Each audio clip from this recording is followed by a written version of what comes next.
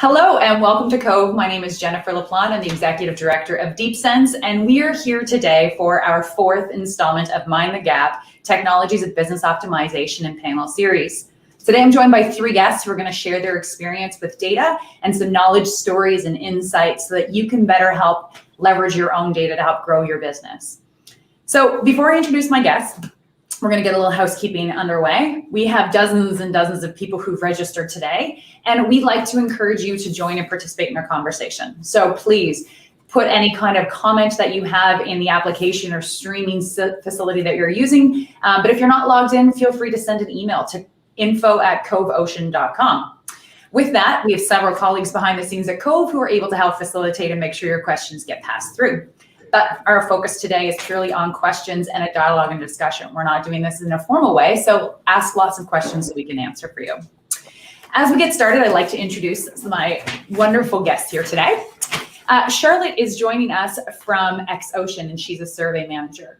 Her career path has been data-driven, with her main focus on delivering high-quality survey data to their clients. And we're gonna have lots of great questions about the volume of data and how Charlotte analyzes the data and understands clients' needs and getting at what she can actually get out of the data versus what somebody actually needs out of that data. Next, Emma. Emma is an acoustic algorithm developer at Ocean Sonics in Truro Heights, Nova Scotia. Her passion is creating new tools for extracting knowledge from ocean acoustic data. She is a BSc and MSc in mathematics from Dell. And last but not least, we have Kevin. So Kevin empowers decision makers by reducing barriers to the insights they need most. He brings over 20 years of analytical experience spanning from large companies, including tourism, finance, telco, and the retail loyal industry. And he owns a consulting company, Matters of Data. Matters of Data helps businesses increase the value of their data with focus on storytelling and ensuring that his clients really understand their data. So they're really quick intros. We're going to get right into some really big questions. And selfishly, because DeepSense's focus is ocean data, this is probably one of the most exciting topics for me to cover off. And I'm going to start with a big, broad question for everyone. The first one is, back in 2017, The Economist published a story that said the world's most valuable resource is no longer oil, but it's data. So we're going to go around the room and we're going to talk about what our thoughts are about that. Does it hold true? And what do you think? So Emma, we'll start with you. Is the new oil data? Sure. Yeah. I think it's definitely true now, and like becoming probably more true as time goes on. We work with some oil companies actually, and something we've noticed is that they know how to get oil. Like, they figured that out, and now it's about making their systems efficient and understanding more about them and catching pitfalls. So yes, they're collecting data and they want to know, like, what can they get from that data? How can they cut costs by operating in a smarter way? So I think quite literally, data is becoming as valuable as oil. That's excellent. And I love the comparison with the actual oil producers. And that's very true. And I'm going to write some notes down for the things that I want to make sure that we come back to. So we'll definitely come back to a couple of your experiences there. Kevin, what about you? Do you see your 20 years of experience? Is data the new oil? Yeah, absolutely. I mean, I think when you look at the biggest companies in the world right now, if you think of, say, the Googles, the Facebooks, the Amazons, I mean, there are still some oil companies in the mix, but those big ones, they really have the ability to harness the value of the data. So it's really not just the data, the commodity itself, but they have that ability to create revenue from that data. And I think, I'll go back to Emma's point about, it's really, again, not just a commodity, but they're really, really great at just massaging the data and getting it from A to value. We're going to come back to that because the question is going to be, then how do you do that? But Charlotte, what are your thoughts on this? Yeah, I would completely agree. But I also don't think we yet know how valuable it is. We're collecting so much data, and my entry terabytes and terabytes. Like, there must be so much more that we can actually do with that. And I can see in a year's time, even in 10 years' time, we could go back to the data we're collecting today and be able to harness even more information from it. So I think we don't even know how valuable it is yet. So all of you are working in different types of roles, but touching various sectors and different experiences and different types of data.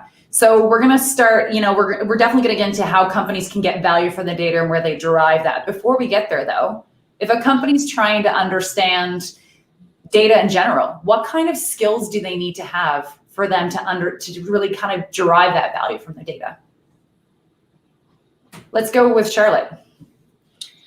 Yeah, my feeling on this is that you've got the normal things like the management of the data and actually seeing how you analyze it. But I think there's a degree of creativity there as well. So you've got to understand who you're showing this data to, what their level of understanding is. And there's a real skill to being able to represent that data in a way that the clients or the people that the client may be sharing the data with actually getting the most out of that data.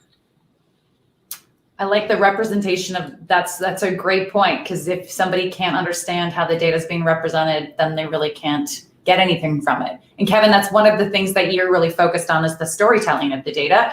So can you share a little around what skills companies need to even understand their data in the first place? Yeah, absolutely. I think one of the biggest considerations that companies need to have around data is thinking about the amount of data that they're looking to use. So the more data you have, both in terms of complexity and quantity, then the more diversity you'll need as far as skill set goes. So at a really high level, data has to be housed, it has to be manipulated, and then ultimately delivered and used.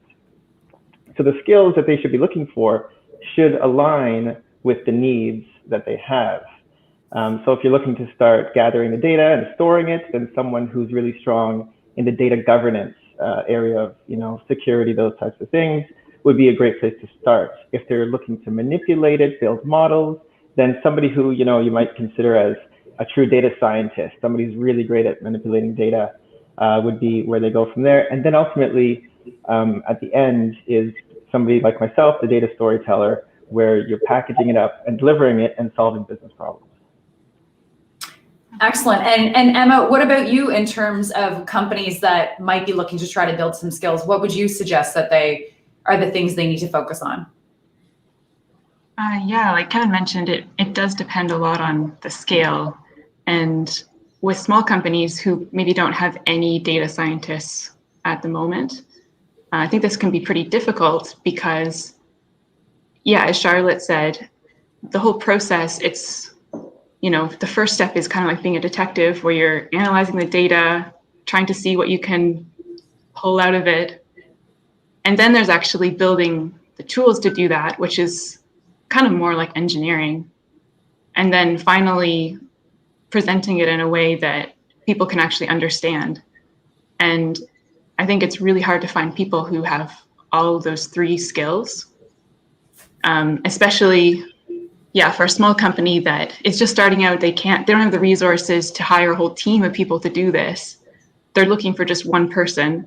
And so I think, maybe you have to accept that you won't find the ideal data scientist, and that maybe they're going to have to figure out parts of these on their own. For instance, when I joined Ocean Sonics, I basically had to teach myself coding. I came from a math background, so I had the theory. I didn't have many practical skills, but I think it's worked out really well. I think as long as you're open to learning and just working hard on developing new skills, I think it does work out. But I would love to have a team of data scientists, of course, someday, to just definitely, you can do more as you scale up your team. I think it's a great point that all of you are making, that, I always want to pull up a whiteboard and start drawing out the skills and the areas, and here's what you could have if this was your focus, and here's what else you could have. But Emma, going back to exactly what we talked about, is learning how to code is incredible. And so Charlotte, for you, what were the skills, if anything, that you realized you might have been lacking when you moved into your role, that you thought, shoot, I need to ramp up on this. I'm strong here, but here's what other skills I need to complement what I can do? Yeah, so in my industry, there's a couple of sides to it. There's the actual collection of the data and the acquisition and the processing of it as well. Sorry, and I think often you get put in a bracket and you go one way or the other, but actually they hugely complement each other. So if you even have the bare bones or a high level understanding of the acquisition, it makes things a lot easier when it comes to analyzing the data and seeing what you're getting out of, and vice versa. If you collect the data and you know exactly what the products are going to be, it helps you collect the relevant information that you need to. So is that kind of like having a bit of domain expertise as well? So knowing how temperature is collected and how wind speed is collected, is that what you mean? I mean, from my perspective, it's more the actual. So we collect seabed depth data. We collect the pings from the seabed to measure the depth, and there's multiple different sensors as well. But it's actually having an understanding of how that works to be able to then carry that through to the final product as well, and vice versa, to understand the final product, to use the sensors to their best ability. Excellent. And so in terms of you, what were some of the skills that you brought to the table initially, but then other ones that you've kind of spent some time kind of like Emma ramping up on? I guess for me, so for us, we have a huge amount of data coming in. So I think I brought the organization of this, the organizational skills, making sure we know exactly where that data is. But definitely needed to ramp up on the acquisition. I'm not quite so technical, so actually understanding how we're collecting that data and the benefits of changing those systems. So it's fascinating when you talk about, it's a great point, and we're going to get into it a little bit more, but it's that data acquisition of we won't talk about it now, but the how much and how and where it goes and how it's labeled and all that good stuff. So they're all great skills that someone can be really good at that, but then having to ramp up in the programming. Kevin, for you, you're working on the side where you've worked inside companies and been responsible for analyzing data, but also you provide support to your own clients. What are some of the things that you think that some companies really need to at least have as the base level in-house versus ones they can bring in as needed? Yeah, great question. From a data standpoint, what they, I think what they should have, I think the in-house question versus consulting question, it really depends on the situation, and everything should be customized. I think, really people try to think about, bigger buckets and general solutions for, we should be, trying to bring things in-house versus consulting. I think really it's about tying everything back to a business objective that you're trying to achieve, and then finding the best path forward that works for you for that particular case. I think one of the from a consultant standpoint though as well, especially in the data world, one of the things I try to do is to try to empower the team so that there are less dependencies on consultants, and empower the internal teams so that they can grow without the consultant, essentially working myself out of position longer term. But really that should be the goal of any consultant, is really empowering the team that they're consulting. So one of those things then, as for building up those skill sets internally and bringing some people on, it would probably mean hiring someone.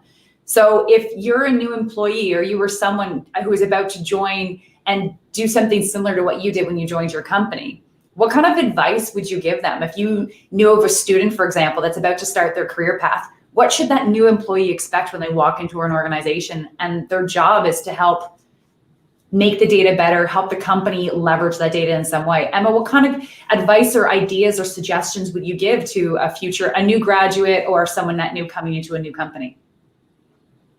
Yeah, so I think there's a bit of a hype around data science. So there's an article published in 2012, Harvard Business Review, that claimed that data scientist was the sexiest job of the 21st century. And that was a long time ago. That was almost 10 years ago. And so I think since then, the hype has sort of continued to build maybe. And I think there's probably a lot of expectations, and maybe unrealistic expectations, about the role and what it is. I think maybe students, looking to start a career in data scientists, they might encounter companies who want they want the magic from data, like they want insights into it, and yeah, but maybe the company doesn't know exactly what they want. Like they don't have the problem very clearly defined. They just know they want more from their data. So I think it can be harder than the student maybe if the problem's not clearly defined for them. So maybe starting out, it's going to be like that for a while, but then as you get to know the industry that you're working in, the data scientists themselves can sort of see the problems, and they can figure out what is the value that we're looking for from this data. I know when I started, I had done like some research in school on wavelet analysis, and I was so excited to apply that and see if it could be something new and useful for ocean data analysis. And it turned out it was interesting, but it wasn't super valuable to our company or to what customers wanted to do with it. And so I kind of came to learn, what things are important, like what things do people want to know? And I think that just comes with time. That's a great point of figuring that out. And I think, Charlotte, when we spoke before, we've talked about some of that as trying to figure out what that end client needs. And so how would you give, what advice would you give to that next person coming in the door who has a role similar to you?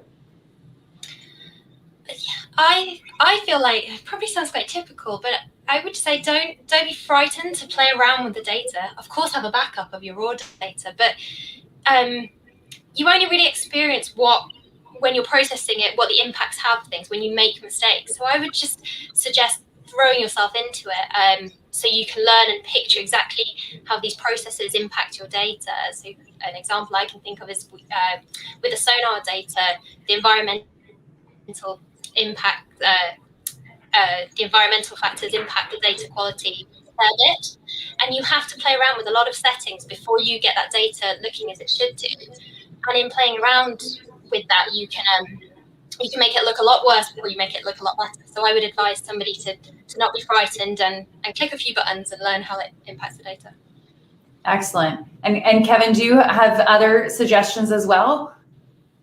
Yeah, absolutely. I have a couple. One is, one of the first things I noticed whenever I join a new company is that I don't speak their language. Every company has their own acronyms, their own names for things, their own processes.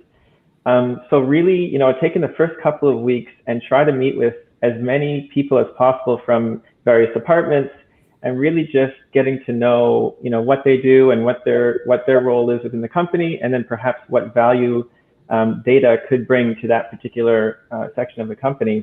And then the second thing is really, if at all possible, to try to get yourself involved with projects at the beginning or as early as possible. The reason being is, though there were so many times in my career where I'd be brought in at the end and asked, was this particular project or campaign a success or not? And at that point, it's really too late to know, what you did. Was it measurable? You have so many questions that up front that if you're brought in at the beginning, you can really set the stage for success to figure out whether it's a success or a failure, whether you should change course or stay the course. And so getting yourself involved at the right time of projects would be a big key for me. Excellent. And so just to reinforce too, if anyone has any questions, to please submit them or send an email to info@coveocean.com. So we're going to still stick a little bit and talk a little bit more though about the skill sets, and then we'll get into how companies derive value too. But it's, so we talked about what the new person coming in needs to set up. What about the companies themselves? How can they best position this person so that, kind of what Emma was talking about, the sexiest career is that data scientist. Well, how do you ensure that the company doesn't hire someone and decide they need to let them go 6 months later because they haven't met what they had in their heads of objectives? So Emma, what would you say a company kind of needs to set as those short and long-term goals, or how can they best position someone for success? Yeah, I think definitely you have to realize that like a sophisticated, say, classifier, which is, it's what everyone wants in ocean tech, that doesn't happen overnight. And it may be like an unrealistic goal to start out with. Like we found that, we've had a couple of like experiences with developing classifiers, and why they haven't maybe continued is that, in the end, we didn't really understand what it was or what it was doing. We weren't able to trust it. And, if we're making tools, people need to be able to trust them and like be able to trust what they're saying about the data. So yeah, what we found is if you start like pretty slowly, start with a simple tool that maybe tells you just like one small new thing about your data, or add one sensor and just see how that helps. I think like over time, you can create something that is like a pretty powerful tool. And along the way, you've sort of developed trust with it. It's a great point. So it's all about building trust and setting expectations in time. Charlotte, what about you in terms of setting some clear objectives or expectations so the company doesn't feel either let down or unrealistic goals set on somebody new? My feeling, kind of going back to what I was saying about the acquisition and the processing, is actually get them involved with numerous areas of the company, give them an overview of what's going on. And like working for an innovative company, like it may not be that they're the right fit for this particular role, but actually they're really creative and really excited about something else and could support in the development and the interpretation of the data in another area of the business. So I'd like to offer somebody an overview of the company. That's a great suggestion. And Kevin, what about you? Yeah, I think the first and foremost, setting up a data culture. And I think what that usually entails is it's an education piece as well with everybody, depending on if you want to democratize your data, meaning putting it in the hands of everybody else, setting expectations of everybody who might be using it and what they can actually get out of the data and how it can actually help them. So I guess planning out and really communicating, and we can even call it change management of what's going to come once data is incorporated into our daily lives. And making sure again that there's some clarity about what impact it'll actually have. Sometimes companies can get caught up in buzzwords and we need AI or we need ML to solve all our business problems. Everyone else is doing it. We're not keeping up. And it really you should again tie it back to that business objective and make sure that your solution seeds that objective. And in the end, you might not actually need such sophisticated tools. And then also, if you have new data employees, I think making sure that they understand where their role starts and stops, and really clearly defining that with them, so that, again, back to Emma's point at the very beginning, it's so easy for companies to hire a data person and expect them to do all the things. From beginning to end. And so really communicating, setting that role that, okay, well, this is really the position that we want you to, the gap that we're hoping that you're able to fill. And then this is how, the bigger picture will actually look and how we're going to move forward. It's, I love that too. I think it's the scaling too of the resources and skill sets. It's the same, you hear people who don't know a lot about IT will go and hire a web developer, somebody designs websites and expect that they're going to be able to run servers and back-end systems without understanding. People have certain skills and they're either going to have to learn or they might not be capable. So it's setting those expectations. Kevin, you really started going down a path with that last comment that kind of touches on your next question around data literacy. And so data literacy is fairly common or language now that's being used around companies and development and growth and how companies can compete. What is their data maturity and digital maturity like? So thinking about that as it relates to data, how would you describe data literacy and what are those basic concepts that people need to understand? Charlotte, how would you describe a company's data literacy? Thinking of all people in the company. So I think, yeah, so we're collecting so much data, and there's, it's thousands and thousands or millions of soundings for us. It's actually, how do you present that in a format that numerous people can understand? So it's a case of understanding who your audience is, I guess a bit like a report or a story as such, is understanding who it is, and then having the team around you who can actually present that data in a format that is required by the user. So it's a way of understanding that data and piecing it together and analysing it in a way it can be understood. And Emma, what about you in terms of data literacy and some skills people might need to have? Yeah, I mean, I think maybe one of the good things the pandemic has brought is that people are looking at data all the time.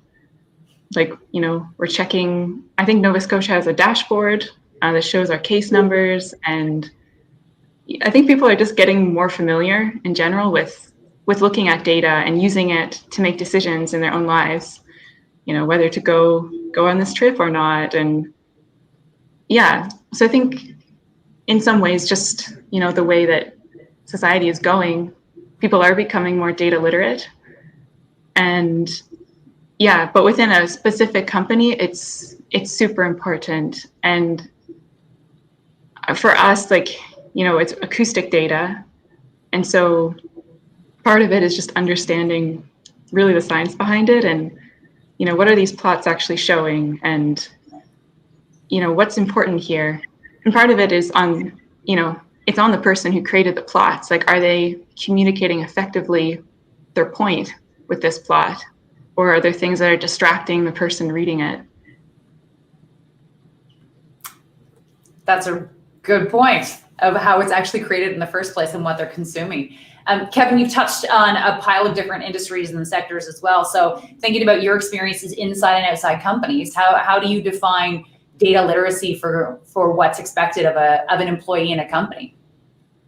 Yeah, I think data literacy comes down to the fact that the data scientists and the stakeholders typically don't speak the same language. And so data literacy to me is a translation. And it's really trying to connect the two groups. And it goes two ways. So if you think about, say, just the ability to interpret a chart is a translation. You're translating a chart into an English sentence that you then go on and use and perhaps solve a business problem. So that's sort of one direction of data literacy. But I think at the same time, going the other way, and both Charlotte and Emma touched on this, if stakeholders who are actually trying to use the data and solve business problems could get, like you both said really well, if they can get some basic fundamental understanding of what the data scientists are doing, that can go a long way to bridging that gap between the two stakeholders. Or you hire a middle person like myself to do the translation for you. Most definitely. Now, in terms of thinking about those data literacy pieces, you just talked about plots, Emma, and Kevin, reading different graphs. Are there certain things that you think should be a base level of comprehension? And I'm assuming it may vary, but, Kevin, what do you think are the things that people need to at least be able to do when it relates to data? Yeah, absolutely. I feel like it's something that just being in the field that I do every day, and it kind of feels silly. So maybe do it internally instead of out loud like I do it all the time. But really, just anytime you see a chart or anytime you see something out in the wild, have a look at it and try to just translate that into an English sentence, or tell yourself a story about what that chart is actually trying to say, or whatever visual it might be, or whatever data you're looking at. Could be a table, anything.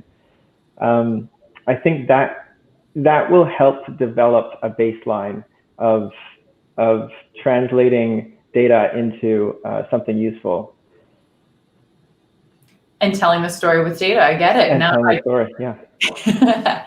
Excellent. So one of the things too, you've both touched on, Emma and Charlotte, is the concept of terabytes of data and data processing and how much data you collect. And Charlotte, I think you mentioned like 10 years from now how much data we'll have.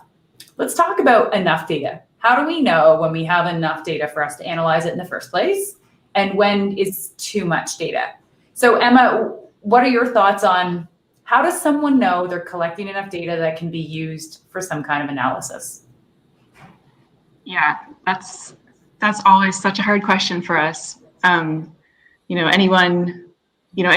doing tests in the ocean know that it's expensive to collect that data often. It's renting a boat or just like kind of risky operations maybe. And so we don't want to, set the standards too high and then fail at our basic task. And so we want to not collect any more data than we really need.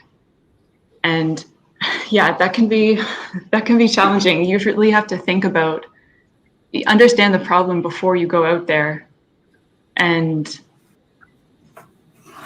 at the same time, this is why it's so difficult, is that often having extra contextual information is really important. So for us, we make hydrophones, which record the pressure waves.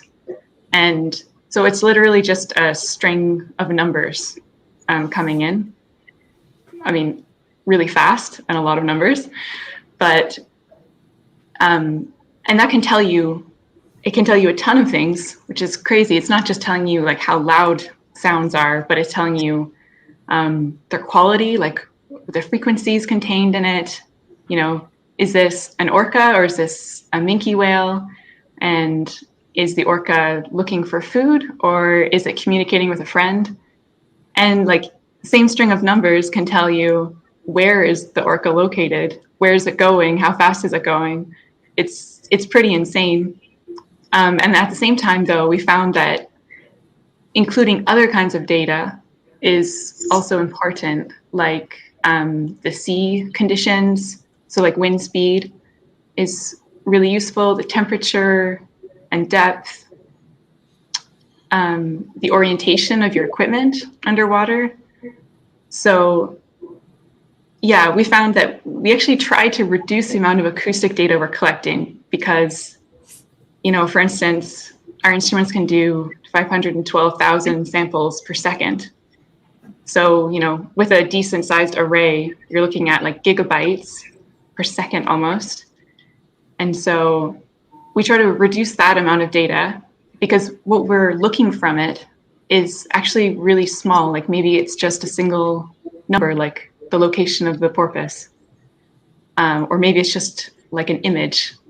So we try to cut down on that as much as we can, but also include some more contextual information, which is usually much less. So I don't know. It's a huge problem. It depends on the scenario as well.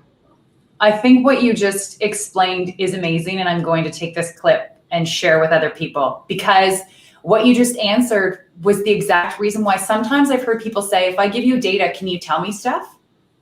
And I think that what you just explained shows you that you really need to know what someone wants to know in the first place, because you just listed a pile of different things that can be derived from the exact same data set, and also how you can complement it with other information. So it makes it so complicated without knowing what your end result is or end requirement is. That's fantastic. Well done. Thank you. That was great. And Charlotte, what about you? You work with clients constantly and they're dealing with so much data. Are there times where you say, this is how much I need before I can even talk to you? Or how do you set it up with what's the right amount of data for you to start exploring a problem? I think echoing a little bit what Emma said is setting that context to begin with, finding out exactly what the purpose of that data is, what the client requires from that data, and then work from there how much data they need. For instance, the IHO says, so if we're doing a seabed, a hydrographic survey and updating the nautical charts, the IHO advised that you need nine soundings in a 2-meter bin. You may think more is better, let's collect more data, but actually, do you really need that much data? You're going to be paying for the extra storage. The processing as well is, so the more soundings you have in a grid, you have to open that up and analyze it. So that takes more time. It may sound small, but when you're talking about a 100-kilometer survey area, that's quite a lot of data to analyze. So yeah, I would suggest ensure you have really good communication with the client and find out exactly what they need from the data and work from there, rather than choosing a number and saying this is how much data we need and then going that way. I think there's a general theme here that we can't always, or most often, start with the data. We need to start with the problem. Kevin, what about you in terms of volume of data? So we're talking very specific types of ocean data, and ocean data isn't only acoustic data and other forms, right? We do have lots of other types of things too that complement and add on. What are your thoughts on the volume of data that you need to start looking at a problem, and when's enough? Yeah, absolutely. Yeah, I mean, it's not something that you can answer with a number. 10 terabytes is too much and 1 megabyte is too small. It really is. You'll know when you have too much data, and you'll know when you'll have not enough data.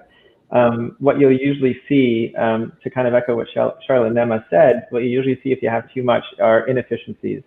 So perhaps extra cost, like Charlotte said, or just wasted time, all of those things that can come with too much data. Like you said, if you work backwards from the business objectives and to the actual collection of the data, then you know that all of the data that you're collecting ties back to that objective and there's a use for it.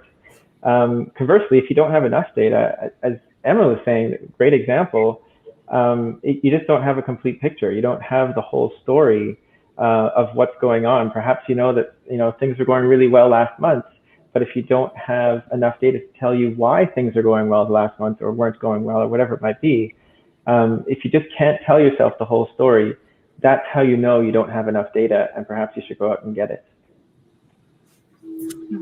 Great. So we're going to talk about types of data, since we've already touched on this a little bit, and we'll go with the same pattern with Emma, with you as a start. You already referenced you came with a math background into a new role. What happens when someone starts working with a new type of data? So what kind of examples or suggestions or stories can you share about what it's like to start working with something that's net new data, and how do you handle figuring out how to collect it, how to store it, or how to analyze it? I think, it can be pretty overwhelming at first, especially if you know there's a ton of data, as like Charlotte would know. But yeah, and I think, for us, it's not just about collecting a ton of acoustic data either, and it's not just about, fiddling around with it. What's really important is how do we collect the data and process it in a timely manner? So when I first came to this position, it wasn't just about, how to explain it, like the science of it. It was also about like, how do we make an efficient tool that can operate remotely? So I guess basically this is edge computing. So the real challenge there is just, is figuring out how can we do as much processing in the water at the site as we can, because there's, as you're just talking about, there's the risk that you collect a bunch of data, you record it, and you have it in your database, but there's so much there, it never gets looked at. And so whatever value it could have had, like maybe it has tons, just isn't used. Whereas if you really know what your problem is and you figure out how to be extracting that knowledge that you need at the site, that's where this all becomes valuable. So so the data I work on is acoustic, but a lot of like what we think about is, how do we get information out there in the ocean? How do we like calculate that and like below the surface if we can? That's one thing that we'll see comes up in some questions too, that concept of edge computing. And for others that, can you quickly give your definition of edge computing, just in case somebody doesn't know what that will end up, what benefit it gives? Right. I don't even know if that's the proper term for it. I've just heard it used a few times and I think this is what it means to me. Sorry. So it's when you do the processing where you're collecting the data, basically. So you do the processing remotely and you send back the important information after the processing is done at the site. And it's a great way to save on, you've talked before about terabytes of data. And I think, your boss, Mark Wood, I've heard him talk about, just because you can collect it and doesn't mean you need to collect all that data. It's thinking about what you will actually need in the first place. And I think it's a really great point that terabytes and terabytes and data isn't necessarily valuable if you'll never use it. So we're going to come back to that, but we have a question, and I thought we may as well throw that one up, but we'll come back to some other pieces here. So this is a question from a student who says, learning about new capabilities, they're doing their MBA right now, and they're trying to understand how to build custom models. So how important is it to have the skills of building your own models? So that is one question we are going to come to, but let's jump to that right away. So Charlotte, do you have any suggestions here for Jillian? I'm not really sure this one's my area. I don't know if I can. Well, then we'll move over to Emma. I guess I don't really know either from, how this is useful for business. Yeah, maybe Kevin. Kevin, all right, around the room. Sounds good.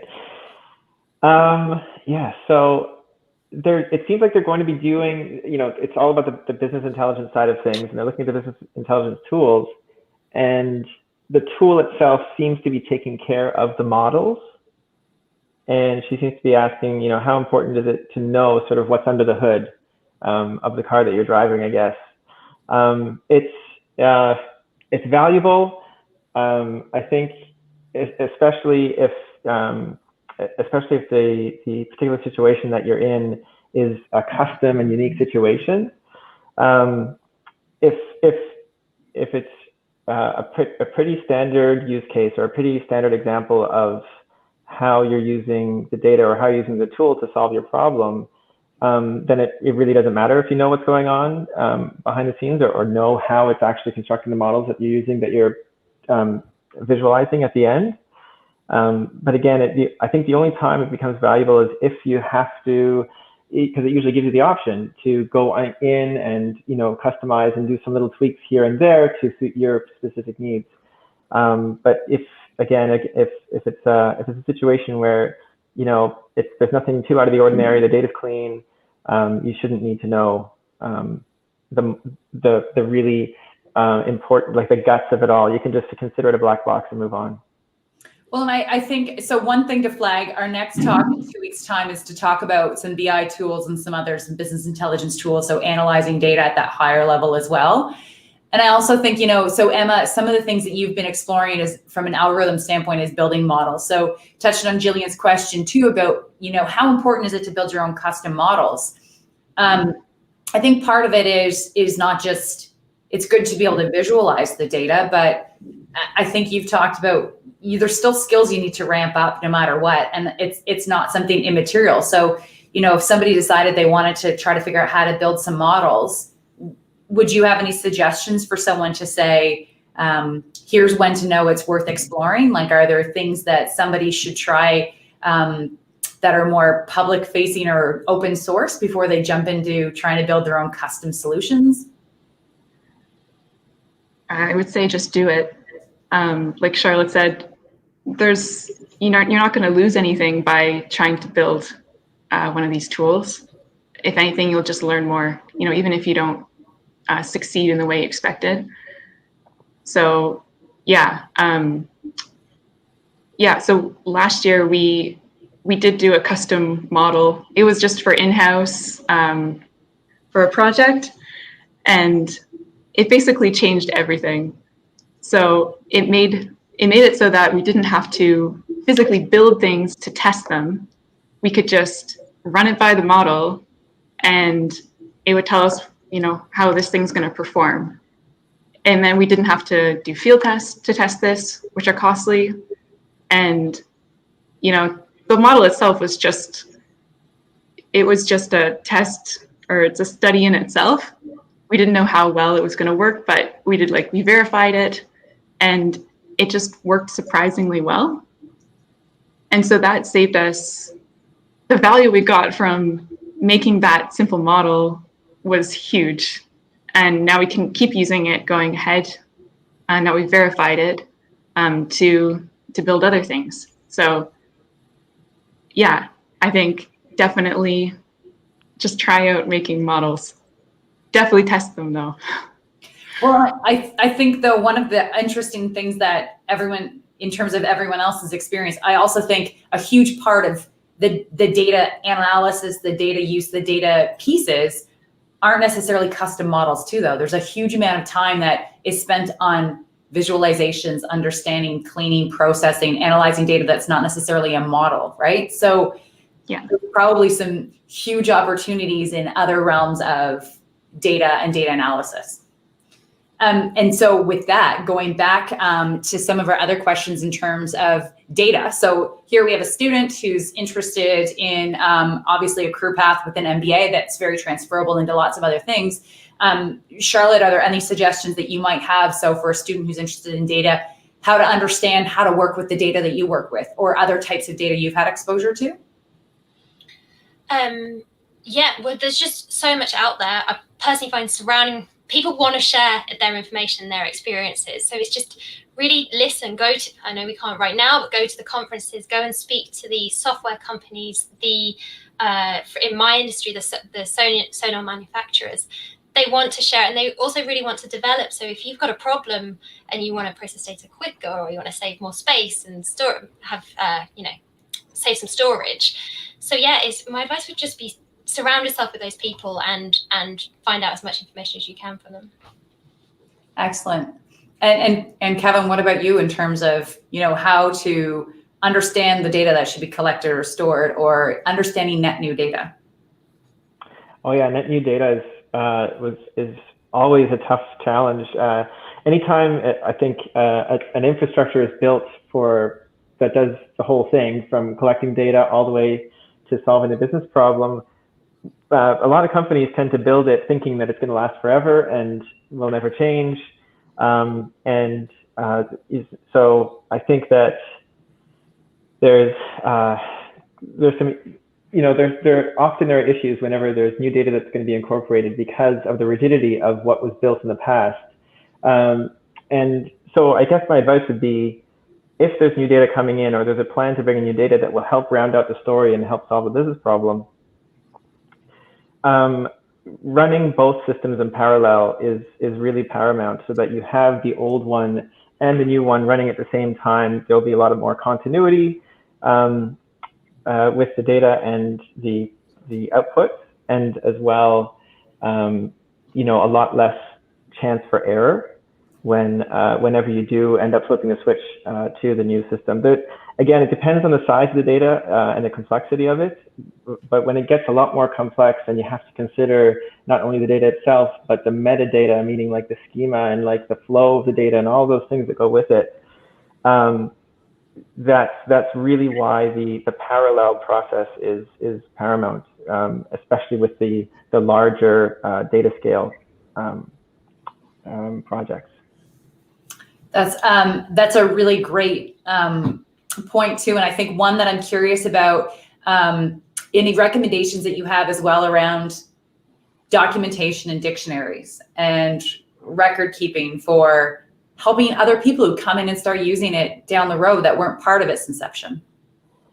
Absolutely, it's 100% needed.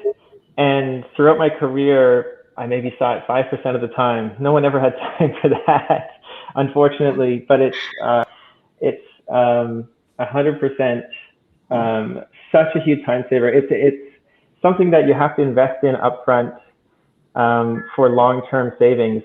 But when you're constantly perhaps chasing your tail, or just trying to keep up with demand of what's coming down the pipe, it's hard to actually take the time, press pause, and let's document everything. But for sure, it would pay for itself tenfold if done right.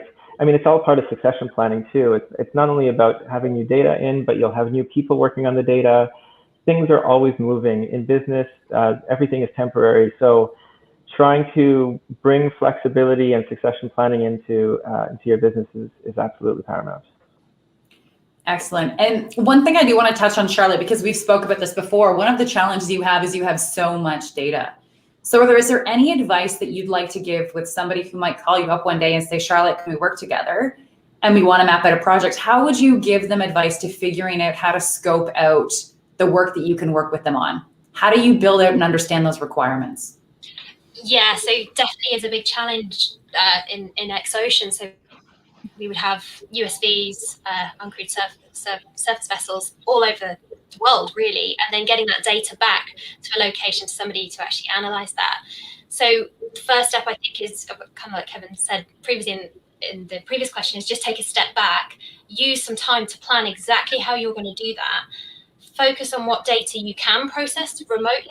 I think Emma touched on that as well earlier too. So do as much work as you can in the location where the data is before you transfer it. And then, plan out where which processes are more urgent, what data you need back to do that, and then which processes can wait, because often you don't actually, once you've done the bare bones of the processing, you don't actually need the raw data to be with you on your machine locally. So figure out exactly which data you need to have locally to be able to create the products that you want. And what percentage of the time do you think should someone expect to have output coming out of exploration? So when you're exploring new data, and this is just an off-the-cuff question, I apologize, none of you knew this was coming, but do you think, is it 50% of the time, 25% of the time, 75% of the time? Like if I'm exploring new data and looking for ways, I might have some objective in theory, but if I'm starting to explore data, well, there's no guarantee you're going to find something that's of use and of value, right? But sometimes there is. So and maybe it's too vague, and maybe it's because of the question, but I'm just more thinking too, Emma, we talk about like some algorithms. You can go and you can try to build out an algorithm, and you might end up that you can't trust it in the end.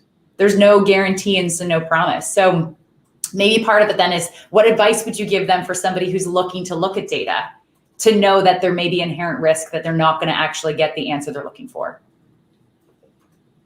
Anybody have any advice? I think that's a really good point, but I feel like you win some, you lose some. But if you may not get the right answer that time, but then if you manage to figure out a way that saves you 50% of your time, then it's worth the effort. So particularly like with new data sets, a bit like Kevin was saying, is track what you're actually testing, make sure you're sharing that information as well, so nobody's doing that twice. And I'd say a lot of the time as we're developing, you do save some time, even a small bit, but over a grand, a big project, that could be a huge time saver. Those opportunities. Sorry, Kevin, you go. Yeah, no, well said. I mean, I've seen it a lot as well, where you might get hired into a new role, and stakeholders, managers, whoever might be, might ask you, hey, can you mine the data and find some nuggets and find, something that we can use for the business? And really, it really doesn't work that way without proper context and without really knowing what you're looking for. They think that the onus is on the data scientist to find the information, but really it's a partnership between the context that the business owners or the stakeholders have, along with the data that exists. So I would say the advice would be to make sure that you're always coupling, not just looking blindly at new data to see if it'll solve a potential business problem, is really have a solid understanding of the business problem that you're trying to solve, and then it makes creating that connection that much easier. Excellent. And to round out then, Emma, is there anything that you think, like you've worked on developing those types of more complex models as well? Is there any thoughts that you'd like to share with those who are listening about some of the challenges and some of the expectations and some of the greatness that does come out of finding some really neat solutions using the data that you're working with? Yeah, I think similar to what Kevin was just saying, like you do have to know what you're looking for, and yeah, that can be figured out through a partnership between the data scientist and the company, because what's interesting to you may not be interesting to them, and so you kind of have to get to know them and like, yeah, understand, you know, what's important and what's not. And yeah, just going back to, you know, Charlotte was talking about, you know, when are you going to get something of value? Like, how long is that going to take? I think, again, you can mitigate a lot of that risk by starting small. So maybe ultimately you want a model that will tell you, give you a yes or no answer about something by looking at a bunch of data. But maybe you can start by processing the data a little bit and presenting the user with not the raw data, something a little bit higher level, but such that the user still makes the decision in the end. And then maybe you process a little bit more in the next phase, where it's even easier for the user to make the decision. So I think like that kind of progression can help. Help mitigate the risk of, you know, say, spending a lot on a big data science project that may or may not give you a useful tool. Absolutely. This has been a hugely insightful and obviously very close to my heart topic, talking about data. And I feel like there's so many different paths we could go down when we talk about it. So one thing I forgot to ask you all is if anyone is listening and if they have the ability to reach out to you, if that's okay. So hopefully shake your head if it's not okay. But if people can reach out to you, it's always great to build networks, especially as we have new talent we're trying to really grow and focus on the ocean sector and ocean data specifically. So it's always great when people can learn from what all of you do and aspire to be like you. So thank you very much.